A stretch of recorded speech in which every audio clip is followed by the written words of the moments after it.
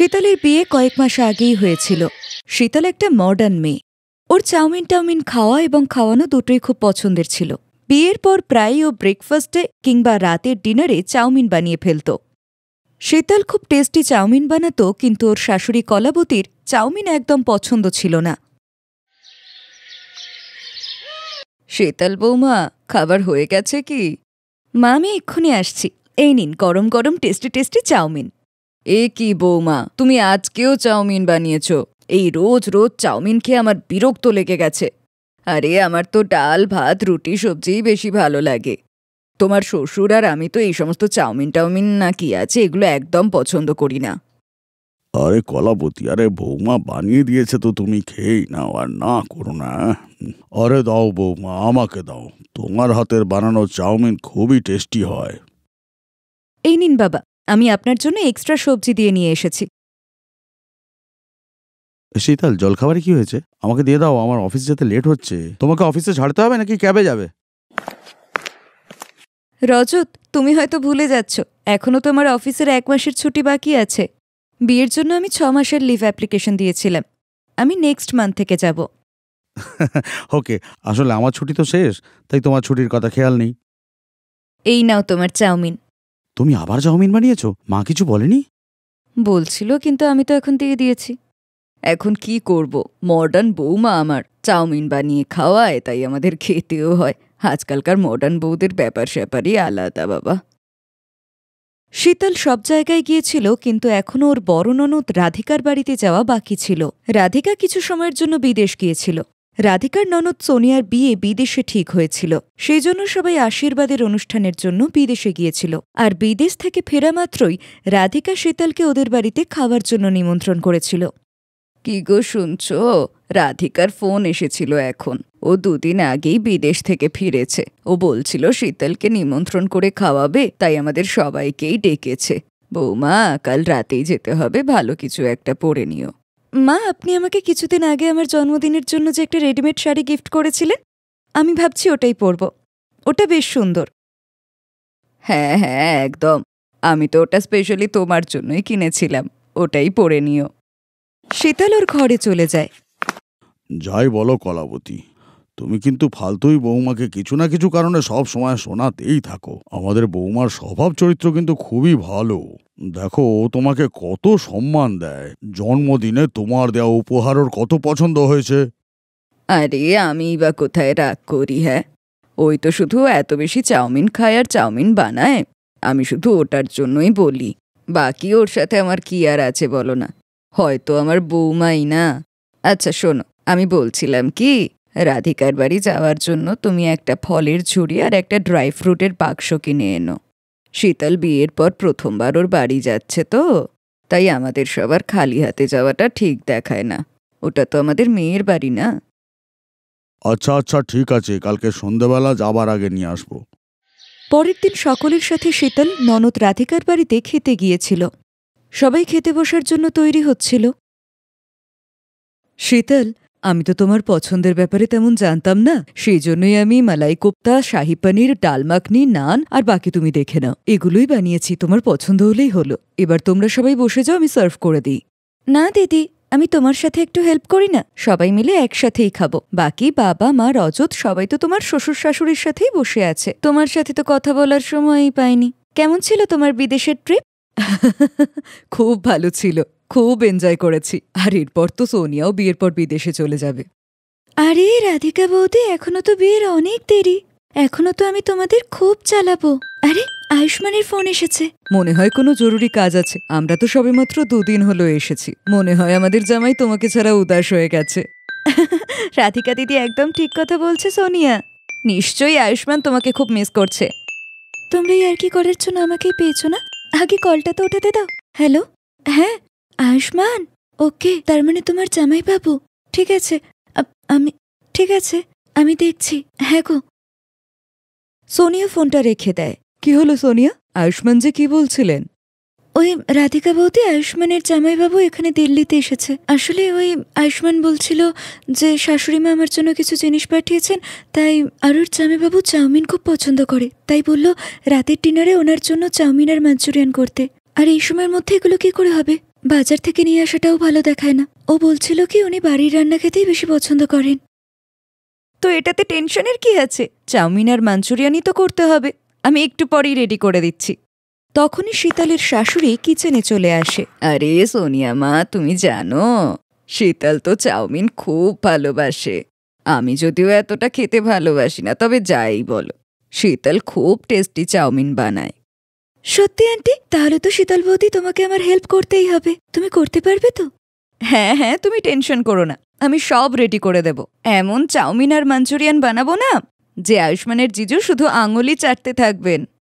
শীতল তো এই সমস্ত ডিশ বানানোতে এক্সপার্ট ছিল। শীতল তো কিছুক্ষণের মধ্যেই খুব টেস্টি চাউমিনের সাথে সাথে মাঞ্চুরিয়ানও বানিয়ে দিল। আয়ুষ্মানের জামাইবাবুর শীতলের হাতে বানানো চাউমিন আর মাঞ্চুরিয়ান খুব টেস্টি লেগেছিল। উনি খাবারের খুব প্রশংসা করলেন। যখন এই কথা আয়ুষ্মান জানতে পারল, তখন আয়ুষ্মানও খুব খুশি হল। যাই বলো, আজ তোমার হাতের বানানো চাউমিন আমার দারুণ লেগেছে। আয়ুষ্মানের জিজু কত খুশি হয়ে গেছেন। কি ব্যাপার কলাবতী, আজ তুমি বৌমার বানানো চাউমিনের প্রশংসা করছো? আজ সূর্য কোন দিকে উঠেছে ভাই? নাও বোঝো ঠেলা, শীতল করেছেই তো ভালো একটা কাজ। বৌমা, আমি খুব খুশি। রাধিকা বৌমা, যাও চাউমিন আর মাঞ্চুরিয়ান আমাদের সবাইকার জন্য বেড়ে দাও। আমিও তো খেয়ে দেখি শীতলের হাতে বানানো চাউমিন আর মাঞ্চুরিয়ান। হ্যাঁ মা, আমি এক্ষুনি নিয়ে আসছি।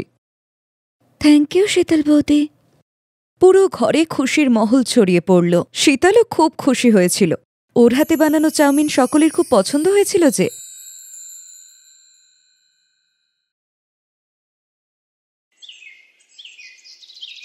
রেশমির ভীষণ শখ ছিল আচার বানানো আর খাওয়া। গ্রামে থাকা নিজের দিদিমার বাড়ি থেকে তারই শখ শুরু হয়েছিল। আর সেখানে থাকার সময় রেশমি বিভিন্ন রকমের আচার বানানো শিখে নেয়। কিন্তু বিয়ের পর রেশমি তার শ্বশুরবাড়ি পৌঁছালে সে অবাক হয়ে যায়, কারণ শ্বশুরবাড়িতে কেউ আচার খেতই না। মা, আচারের শিশিটা কোথায়? আসলে আমি ভাবছিলাম আপনি যে খিচুড়ি বানিয়েছেন তার সঙ্গে একটু আচার নিয়ে নিই। বৌমা, আমাদের বাড়িতে কেউ আচার খায় না। আমরা হলাম মিষ্টির মানুষ। তোমার শ্বশুরমশাই ফ্রিজে মিষ্টি এনে রেখেছে, যতই ইচ্ছা খাও। আর কালকেই দোকানে একটা নতুন মিষ্টি তৈরি করেছে, দারুণ স্বাদ। তুমিও খেয়ে দেখো। মনে হচ্ছে আমাকেই কিছু করতে হবে। এখানে আমাকেই আচার বানাতে হবে। পরের দিন সকালবেলাতেই রেশমি তার স্বামীর সঙ্গে বাজারে গিয়ে আচার তৈরির সমস্ত উপকরণ কিনে আনে। আরে বৌমা, অন্য আরো কিছু কিনতে পারতে। তুমি তো শুধু আচার তৈরির জিনিসই এনেছো। এত আচার কে খাবে এখানে? মা, তুমি আমার বানানো আচার খেলে না আঙুল চাটতে থাকবে। আমি নানা রকমের আচার বানাই। ঠিক আছে বৌমা, কিন্তু আমাদের বাড়িতে এত আচার খাবে কে? এবার তুমি বাড়ির নতুন বৌমা, যা ইচ্ছা করো, তোমার খুশি। ঠিক আছে মা, আমি কাল সকালেই আচার বানানো শুরু করে দেব। আর রেশমি পরের দিন সকালবেলাতেই বিভিন্ন রকমের আচার তৈরি করতে উঠোনে বসে পড়ে, যা দেখতে লাগছিল আচারের দোকানের মতো। আরে বাহ, নতুন বৌমা তো খুব ভালো ভালো আচার তৈরি করছে। হ্যাঁ বাবা, আর কিছুদিনের মধ্যেই আচার তৈরি হয়ে যাবে। তখন তুমিও খেয়ে বলো কেমন হয়েছে। ঠিক আছে বৌমা, তুমি বানিয়ে নাও, তারপর আমি খেয়ে বলবো কেমন হয়েছে। এরপর রেশমি নানা রকমের আচার বানিয়ে রোদে শুকাতে দেয়। আর রেশমির আচার তৈরি করার কিছুদিনের মধ্যেই তার বাড়িতে তার মাসির শাশুড়ি এসে বলে, আরে সুমিত্রা, এত আচার দোকান থেকে কিনে এনেছো নাকি? আগে তো কখনো তোমার বাড়িতে আচার দেখিনি। আরে দিদি, এই সব আচার নতুন বৌমা বানিয়েছে। ও আচার বানাতে খুব ভালোবাসে, তাই আমি ওকে ওর ইচ্ছা মতোই কাজ করতে বললাম। আচ্ছা, একটা কাজ করো বৌমা, আমাকে রুটির সঙ্গে এই সব আচার একটু একটু করে দিয়ে দাও। সত্যি সুমিত্রা, তোমার বৌমা তো খুব বুদ্ধিমান, এত আচার বানিয়েছে। হ্যাঁ মাসি, আমি এক্ষুনি আনছি। তবে আচার কিন্তু এখনো কাঁচা, 1 সপ্তাহ হলো সবে শুরু করেছি। আপনি টেস্ট করে দেখুন। নিজের প্রশংসা শুনে রেশমি খুব খুশি হয় আর সমস্ত রকমের আচার মাসির শাশুড়িকে খেতে দেয়। আর খাওয়ার পর সে খুব খুশি হয়ে বলে, আরে বা বৌমা, আচারের স্বাদ এত সুন্দর যে কি বলবো। লবণ লঙ্কা সব তো দারুণ দিয়েছ। আমার তো মনে হচ্ছে এই সব আচার একটু একটু করে আমি বাড়ি নিয়ে যাই। হ্যাঁ হ্যাঁ দিদি, নিয়ে যাও না, কেউ বারণ করেনি, তোমার নিজেরই তো বাড়ি। বৌমা, একটা কাজ করো, সব আচার ওই শিশিতে ভরে মাসিকে দিয়ে দাও। ঠিক আছে মা, আমি এক্ষুনি ভরে দিচ্ছি। এই বলে রেশমি কৌটোতে ভরে নানা রকমের আচার মাসির শাশুড়িকে দেয়। আর মাসির শাশুড়ির বাড়ির সবাই রেশমির হাতের আচার খেয়ে প্রশংসায় পঞ্চমুখ হয়ে ওঠে। আর ধীরে ধীরে রেশমির আচারের চর্চা সমস্ত আত্মীয় স্বজনের মধ্যে হতে থাকে। এখন তো বাড়িতে যেই আসে সেই রেশমির থেকে আচার নিয়ে যায়। আর রেশমিও নানা রকমের আচার তৈরি করে সমস্ত আত্মীয় স্বজনের বাড়িতে পাঠিয়ে দিতে থাকে। একদিন যখন ঋষি বাড়িতে ছিল আর রেশমির শ্বশুরমশাই দোকানে ছিলেন, তখনই এক গ্রাহক তার বউয়ের সঙ্গে দোকানে এসে বলে, আঙ্কেল 1 কেজি মতিচুরের লাড্ডু দেবেন। রাজু, 1 কেজি মতিচুরের লাড্ডু দে। এই নাও বাবা তোমার খাবার। মা বলে তুমি নাকি দেরি করে খাও, তাই গরম গরম করে পাঠিয়ে দিল। তাড়াতাড়ি খেয়ে নিও। এই আচারের কৌটোটা কাকে দেবে? শিলামাসি রেশমিকে ফোন করে বলেছিল 2 ডাব্বা আচার পাঠিয়ে দিতে। তাই আমি ভাবছিলাম বাড়ি যাওয়ার আগে একবার শিলামাসির বাড়ি থেকে ঘুরে আসব। কাকু, আপনি কি আচারের ব্যবসাও করছেন? আমার না বানাতে খুব সমস্যা হয়। আমার জন্য 2 কিলো লেবুর আচার বানিয়ে দেবেন? যা টাকা হবে আমি দিয়ে দেব। আর কি কি আচার তৈরি হয়? না না মা, আসলে এই আচারটা তো আমার বৌমা বাড়িতে বানিয়েছে। ও সবাইকে আচার খাওয়াতে এবং খেতে খুবই ভালোবাসে। ও ঠিক আছে কাকু, কোনো ব্যাপার না। বাড়িতে আচার বানায় এমন কেউ চেনা জানা থাকলে আমাকে একটু জানাবেন। এখানে আশপাশে কোনো দোকানেই তো বাড়িতে তৈরি করা আচার বিক্রি করে না। মহিলাটি কথা বলে চলে যাওয়ার পরেও ঋষি আর তার বাবার মাথায় এই কথাটাই ঘুরতে লাগলো। আর বাড়ি এসে তারা রেশমি আর সুমিত্রাকে বলল, রেশমি, আমি বাবা আর মা অনেকবার লক্ষ্য করেছি যে তোমার আচার বানানো সাংঘাতিক শখ। তাই বলছিলাম তুমি যদি তোমার এই শখটাকে একটা বিজনেসের রূপ দিতে পারো, আর আমরা তো পাশে আছি। একদম, আজকাল তো সবারই কাজ করা খুবই জরুরি। আর এই কাজে যে তুমি এক নতুন পরিচিতিও পাবে, আর একটা নতুন ব্যবসাও শুরু করতে পারবে। তুমি নিজের পায়ে দাঁড়ানোর একটা সুযোগও পাবে। হ্যাঁ বৌমা, ঋষি আর তোমার শ্বশুরমশাই ঠিকই বলছে। এখন তো সব আত্মীয় স্বজন তোমার আচারের প্রশংসা করে।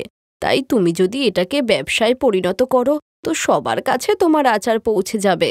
আর আমার মনে হয় এই কাজ করে তুমি অনেক উন্নতি করবে। আমি তো কখনো এমন করে ভাবিইনি মা। তোমরা তো সত্যিই আমাকে একটা নতুন অনুপ্রেরণা দিলে। ঠিক আছে, আমি এই আচার বানানোর প্রতিভাকে একটা নতুন রূপ দেব, কিন্তু এতে তো অনেক টাকা লাগবে। আরে রেশমি, তুমি এত ভেবো না তো। তুমি শুধু কাজটা শুরু করো। আমি, মা, বাবা তোমার পাশে আছি তো, কোনো চিন্তা নেই। শ্বশুরবাড়ির লোকেদের কথা শুনে রেশমি অনুপ্রেরণা পায়। কাল পর্যন্ত যেটা শুধু তার শখের ছিল, আজ শ্বশুরবাড়ির লোকেদের সঙ্গে নিয়ে সেটা দিয়ে একটা নতুন স্টার্টআপ শুরু করলো। আর কিছুদিনের মধ্যেই রেশমির আচারের ব্যবসা দারুণভাবে এগোতে লাগলো। রেশমি তো এটাই জানতো না যে বিয়ের পরের জীবন আসলে না জানে কেমন হবে। নিজের বান্ধবীদের কাছে সে এটাই শুনেছিল যে বিয়ের পর মেয়েদেরকে শুধু সংসারই সামলাতে হয়। কিন্তু রেশমির শ্বশুরবাড়ির লোকেরা এই ধারণাই বদলিয়ে দিয়েছিল। আচারের ব্যবসা করে রেশমি তার স্বপ্ন সত্যি করে নিজের পায়ে দাঁড়ালো। আর নিজের মেয়ের এমন সাফল্য দেখে রেশমির বাবা মা আর সেই সঙ্গে রেশমির দিদিমাও খুব খুশি হয়, যার কাছ থেকে রেশমি আচার বানানো শিখেছিল। এখন রেশমির আচার বানানোর ইচ্ছা একটা বড় ব্যবসায় পরিণত হয়। আর বড় বড় ব্যবসায়ীরা রেশমির ব্যবসায় ইনভেস্ট করে তাকে সাপোর্ট করতে থাকে। এভাবেই বড় ব্যবসার সঙ্গে রেশমির ঘরের আচার সব বাড়ি বাড়ি পৌঁছে গেল।